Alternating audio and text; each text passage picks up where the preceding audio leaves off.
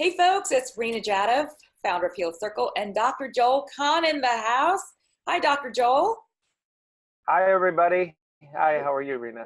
We're talking about your HealCircle weekly report today. We're going to go through all these amazing new health and wellness tips that you're going to share with us. But first, before we dive in, I'm going to show everybody your new report screen. There it is. Yes, So voila. let's get started. What's cool and happening? You said the plant paradox and the oxygen paradox. Don't hold your breath for health. All right, what's the big news there? You know, I get asked all the time, even though this is now about 2.5 to 3 years old, what about lectins? What about eating beans, peas, lentils? Yes. Are they all bad? Should I just take my pantry and empty every can of kidney beans? Or should I go with the conventional approach that beans are one of the healthiest foods on the planet? And that all stems from a book 2.5 years ago called The Plant Paradox that made the claim that we're all getting sick from eating beans, peas, and lentils, properly prepared in traditional ways. And the book has sold so many millions of copies and been translated into so many languages, but it's just based on, the emperor wears no clothes. I don't really dislike the author. I know him very well. He's a cardiac surgeon. I'm a cardiologist, but he has created basically good fiction, or you might say bad fiction. So over to the bottom line for everybody here at this important format. If you have no health problems, beans, peas, lentils in properly prepared forms, because we don't usually open a bag of raw beans and eat them. That would be a rather tooth-cracking endeavor. But if you soak your beans, you boil your beans, you cook your beans, you slow cook your beans, your lentils, and your peas, you are eating truly amongst the healthiest food. I mean, you talk about chickpeas, grana masala, some of the traditional Indian dishes. There's some great research about lowering cholesterol with garbanzo beans, chickpeas. Oh my God, serious science. So I'm a fan of beans, peas, and lentils. And cucumbers. And no, they don't kill you if they are prepared correctly. And I think that's the key. There's a lot of misinformation on how to cook these. And so if you're watching this and you're interested, stay tuned. We're going to do a separate interview just on how do you properly prepare this stuff. Dr. Joel's got an amazing cafe, Green Cafe out in Detroit, and I'm trying to convince him to let us share not only some of the recipes, but also maybe we can convince him into doing a little cooking tutorial. How to make beans the right way. I mean, this, not a lot of us are born with this knowledge, Dr. Joel. Well, if you watch Mom and Grandma, they pretty know how to do this. And as I say, there's really no concern. There's just a lot of hype. Oh, what's next? There's an article all the way to the left, second one down. Totally different topic. When medicine interferes with his libido. And we may be talking to a mixed group of men and women, but the goal in life is to feel good every day and not require medication. Not all of us are lucky enough to feel good our entire life, and a lot of us are on medication. And one of the joys in life, I'm a integrative holistic cardiologist, so we don't just talk shortness of breath, chest pain, and blacking out. We talk about sleep, we talk about joy, we talk about relationships. We talk about sexual interest and sexual performance because they are important parts of life. And I'll give a little statistic there in a minute. But anyways, it turns out that blood pressure pills and certain pills for depression, anxiety, and sleep medications can all have a rather negative impact on both male and female sexual interest and sexual performance. And before you rush to necessarily add hormones to your life or necessarily take other approaches, you might look through that list of medications and discuss with your healthcare practitioner.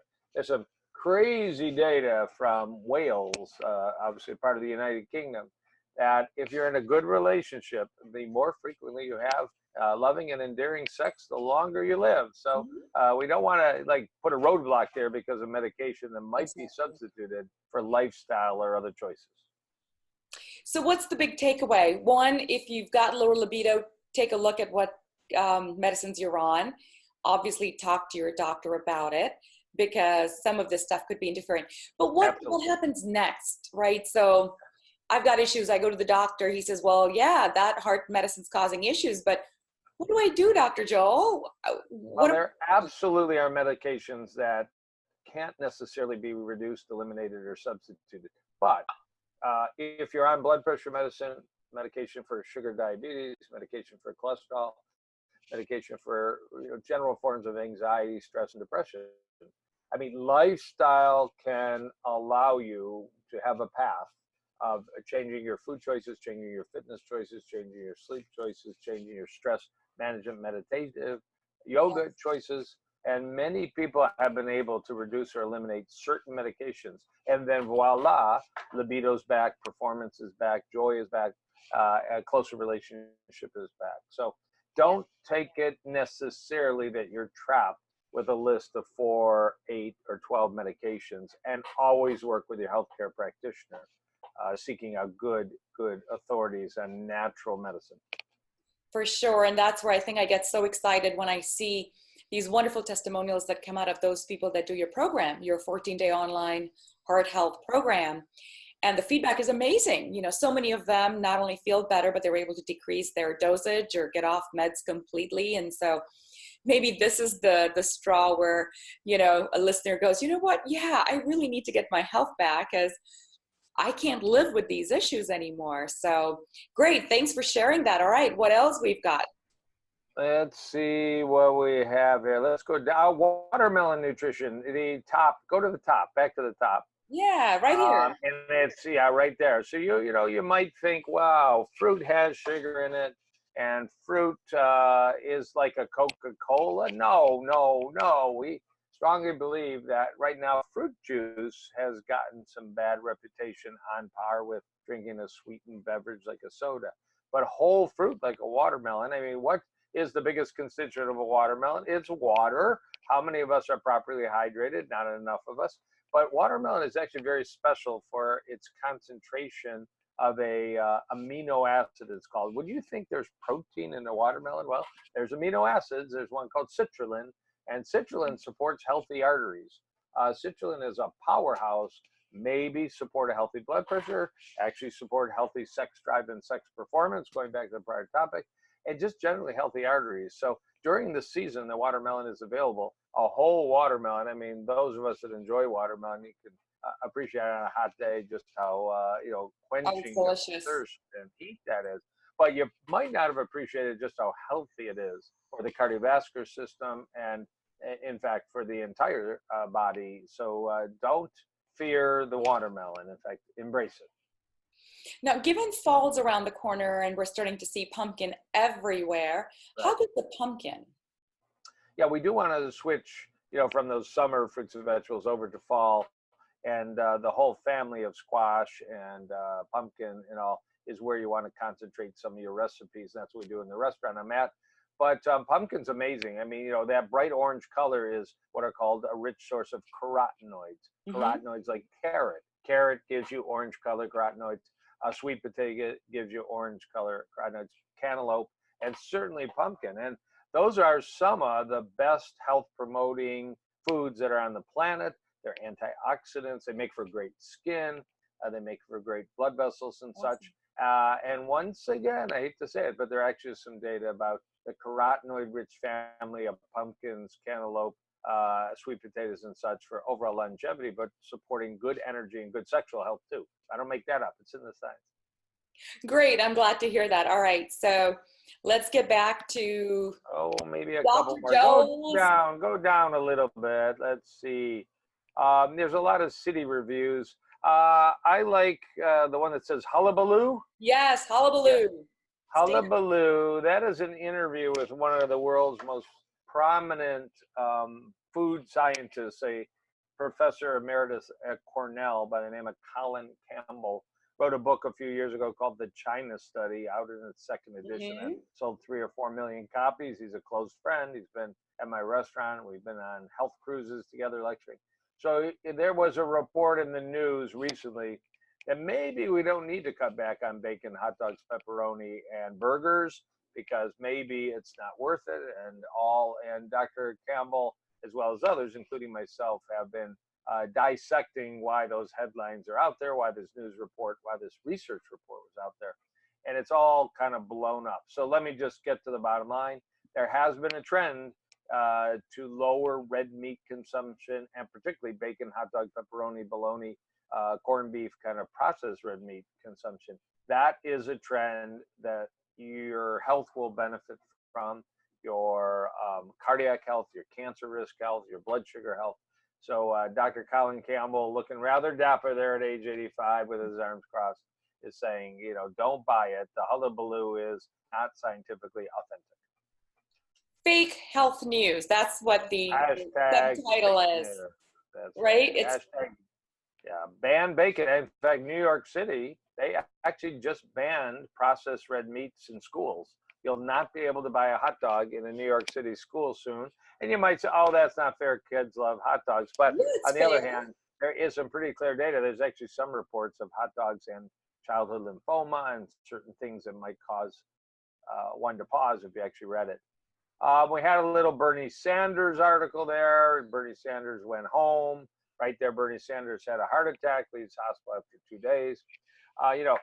It's an interesting question that's worth 1 minute. How can somebody that prominent, he ran for president before, he's running for president now, how can he show up and have a heart attack and not have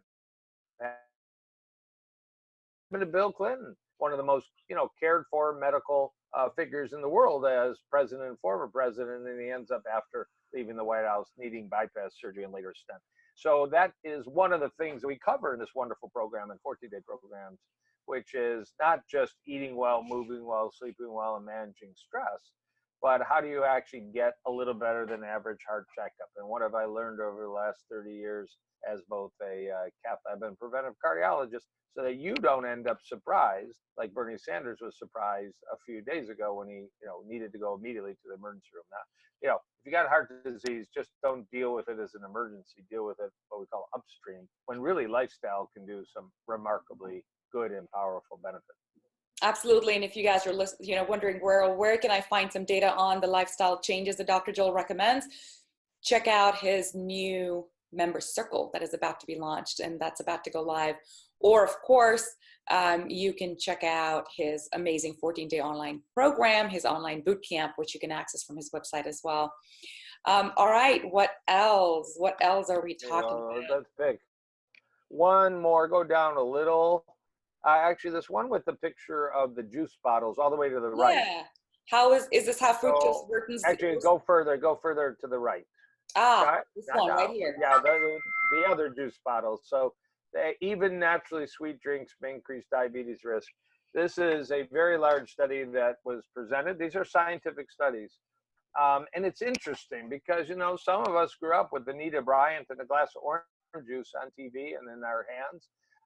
We certainly have learned over the last decade plus that sugar sweetened beverages, which is a technical term for soda or pop, or energy drinks. I won't name a name, but we all know energy drinks that are red and look like El Toro and such. We all can recognize that those added sugar calories are not promoting health in children or adults. But it's turned out that further studies have said even fruit juice, again, if your choice is a milkshake or a name brand soda or a glass of freshly squeezed oranges, take the freshly squeezed oranges if you're going to drink some.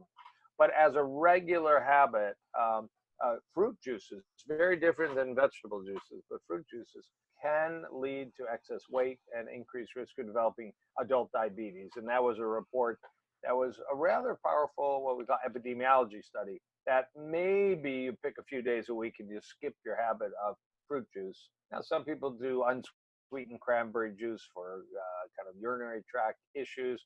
Maybe gravitate to unsweetened juices, unsweetened grape juice, but it's not going to give you that sugar rush you used to, but that's probably a good thing. That makes a lot of sense. All right, I saw one very important piece which said the great ketogenic diet debate. Okay, where do you come from?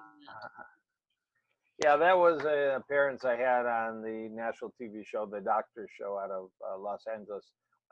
Within the last year, I reposted it because it's a topic, again, that has come up just this week.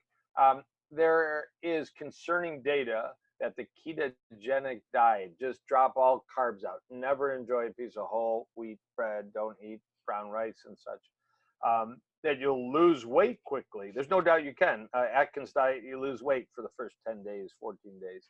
But when you look out at 6 months, if you eat a healthy plate of fruits and vegetables, rice and beans, or you eat a very low carb, high fat ketogenic diet, there's no difference in weight loss at 6 months. There's no difference at 12 months to 24 months.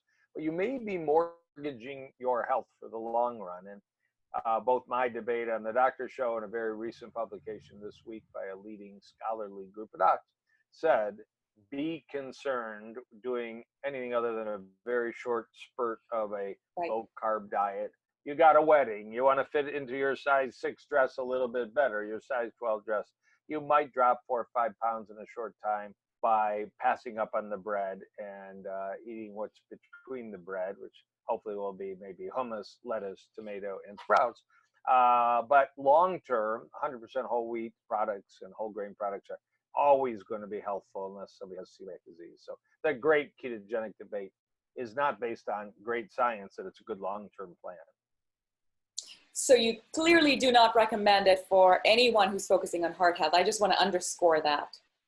Yeah, if somebody's actually already had a heart attack, a stent, a bypass operation, if Bill Clinton were sitting here with me and say, Bill, look at, if you want to lose some weight, maybe we'll try some intermittent fasting or some other approaches, but don't up your meat and butter and cheese intake and drop your brown rice to lose weight. That would not be a good plan for a heart patient. Got it. Right. Okay, Dr. Joel, we got time for one more. There is an article about fasting while you're eating. That seems like exercising while you're sitting. It doesn't seem to make sense. But there actually is a research project from University of Southern California, the world's leading nutrition expert, Dr. Walter Longo, originally from Italy, who has developed a diet that's been studied and researched in animals and humans more than any other diet project sponsored by our National Institutes of Health. But the bottom line is this alternative to jacking up your meat, cheese, butter, and coconut oil, the ketogenic diet. Dr. Longo designed something called the fasting mimicking diet. You eat about 800 calories a day, which isn't your full complement of calories, but it's enough to function pretty well as opposed to just maybe trying to drink water all day long. And you can actually stimulate the same health benefits that people get by skipping all meals. So it's sort of a bridge between complete water fasting, which does actually have a lot of medical science if people are properly selected and healthy, and a full complement of your daily calories. There is something in between that has more scientific evidence, the fasting mimicking diet. So that report was an update on what's going on worldwide, studying the fasting mimicking diet of the University of Southern California in certain cancer syndromes, in certain aging syndromes, in certain diabetic syndromes. And I think we'll look at some really exciting results in the next 12 months. I actually had the opportunity to test it out for myself.